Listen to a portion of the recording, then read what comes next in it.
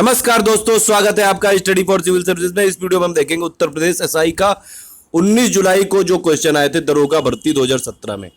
देखिए कई सारे क्वेश्चन इसमें मैंने लोगों से बात की, उसमें बता रहे हैं कि जैसे इसमें मैथ थोड़ी सी सरल आई है, वैसे आप अगर देखें तो मैथ्स और रीजनिंग थोड़ी टफ लेवल की आ रही है, मॉडरेट टू टफ लेवल की आ रही है।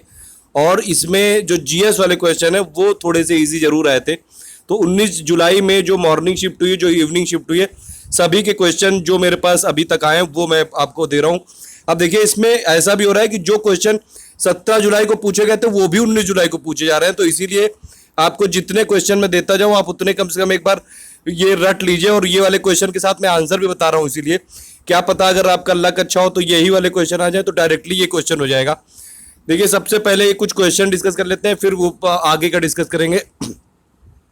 आईपीसी 24 ये जो सेक्शन है, आईपीसी धारा 24 ये फिर से रिपोर्ट हुआ। देखिए 17 को भी आया तो फिर से हो गया ये रिलेटेड है डिसऑनेस्टली से। उसके बाद 103वीं जो इंडियन साइंस कांग्रेस हुई थी, जो भारतीय राष्ट्रीय कांग्रेस हुई थी, जो भारतीय विज्ञान कांग्रेस हुई थी, इसका पूछा है वेन्यू कहाँ पे था, तो ये मैसूर यूनिवर्सिटी में की गई थी। ठीक है, उसके बाद 104वीं भी आप रट लीजिए, ये तिरुपति में की गई है, तो ये दोनों याद कर लीजिए। उसके बाद देखिए कहाँ बंदरगाह कहाँ पे नहीं है, मतलब कि जो वाटर पोर्ट है ये किस जगह पे नहीं है, किस कंट्री में नहीं है। 4 ऑप्शन दिए थे, पैराग्वे, कजाकिस्तान, बोलीविया, मंगोलिया।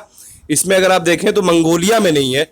अब देखिए ये क्वेश्चन थोड़ा सा टफ है, तो जीएस में भी क्वेश्चन ऐसा नहीं कि एकदम हलवा टाइप का है। एसआई में इस बार शायद इन लोगों ने प्राइवेट एजेंसी को दिया है, तो इसीलिए क्वेश्चन रीजनिंग में जैसे मैं सुन रहा हूँ एक एक पेज के क्वेश्चन आ रहे हैं और उसमें एक एक क्वेश्चन करना पड़ रहा है, तो काफी ज्यादा टफ है।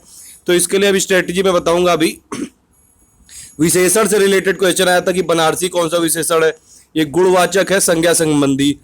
फिर आया था स्वरों की संख्या कितनी है, 11 स्वर है टोटल, आ ये सब है। फिर उसके बाद ये मुहावरे आए थे कुछ, जैसे चमड़ी जाए पर दमड़ी ना जाए, जैसे नग नाच वैसे साथ नाच, तो ये सब है। उसके बाद देखिए कंकरेंट लिस्ट, जो मैंने कल आपको बताया था, पूरा जो संविधान के भाग और अनुसूची, उससे अब डायरेक्टली देखिए 2-3 क्वेश्चन फिर से आ गए। कंकरेंट लिस्ट का एक क्वेश्चन आया था, एक आया था कि जो कैग और बाकी जो अथॉरिटीज हैं किस अधिसूची में आता है उनका वेतन। ये देखिए कल ही मैंने बताया था सेकंड शेड्यूल में, तो जितने भी शेड्यूल है इसीलिए पूरा डिटेल में डिस्क्राइब किया था, 20 शेड्यूल है। उसके अलावा एक क्वेश्चन आ रहा है ये वाला कि मौलिक अधिकार मूल संविधान में कितने थे।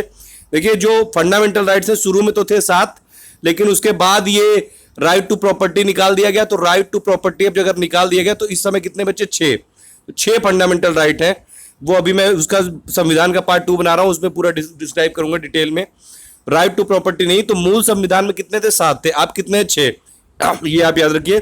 कालिदास की बुक जरूर रट लीजिए, जो राइटर्स के नाम है, इसके लिए भी अभी वीडियो मैंने बना लिया है, अभी थोड़ी देर में अपलोड हो जाएगा वो।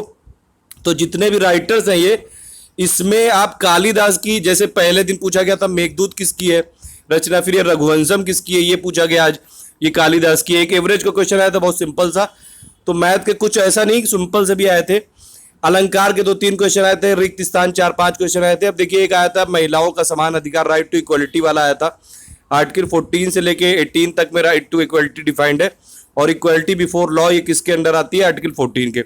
अब देखिए स्ट्रेटेजी यही होनी चाहिए आपकी कि 4 सेक्शन है, जैसे मैथ, रीजनिंग और हिंदी और मूल विधि, या फिर जीके जीएस। ठीक है, आप सबसे पहले क्या करिए कि हिंदी वाला पेपर करिए, हिंदी वाला और मूल विधि, क्योंकि इसमें आपको क्वेश्चन आते हैं तो आते हैं, नहीं आते हैं तो नहीं आते हैं।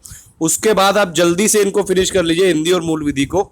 उसके बाद आप बढ़िए मैथ्स की तरफ और रीजनिंग की तरफ। और दूसरी बात ये भी कि इनको ज़्यादा टाइम मत दीजिएगा, और क्योंकि पहली बात तो ये कि आपको हर सेक्शन में 50% तो चाहिए ही, तो इतना तो इंश्योर आपको सब सेक्शन में करना ही पड़ेगा पहले से।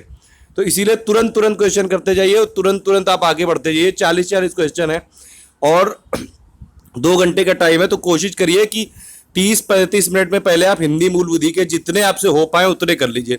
जितने आपको आते होंगे वो हो जाएंगे इतने 35-40 मिनट में। फिर 1 घंटे से ज़्यादा का टाइम मिलेगा, तो पहले आप मैथ वाले 20 कर लीजिए कि आपका वो पहले कट ऑफ निकले, फिर रीजनिंग का 20 कर लीजिए, और फिर उसके बाद जो बचे हुए सवाल है वो करिए।